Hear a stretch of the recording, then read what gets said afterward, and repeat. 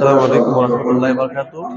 বদরি কাফেলা ৩১৩ মাটিরাঙ্গাইয়ের উদ্যোগে ঐতিহাসিক বদর দিবস আজকে ১৭ই রমজান উপলক্ষে বদরি কাফেলা মাটিরাঙ্গা কমিউনিটি সেন্টারে একটি ইফতার মাহফিল এবং বদরি সাহাবীদের স্মরণে আলোচনা সভার আয়োজন করা হয়েছে।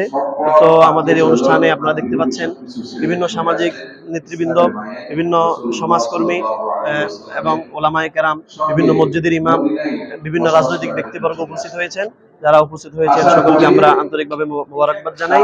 ইনশাআল্লাহ আমরা যেন প্রতি বছর এই ১৭ রমজানে বদরি সাহাবীদেরকে স্মরণ করে আমরা আলোচনা সভা ও ইফতার মাহফিল অনুষ্ঠিত করতে পারি। এই ব্যাপারে সকলের আন্তরিক দোয়া কামনা করছি।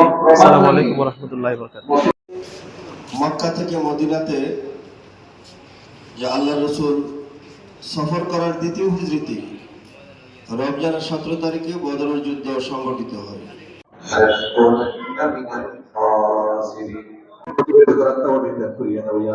সারা পৃথিবীর সকল মুসলমানদেরকে ঐক্যবদ্ধ হয়ে আল্লাহ ইসলামের পথে দ্বীনের প্রতি অবিচল অটল থাকার তাওফিক দান করিয়া দাও।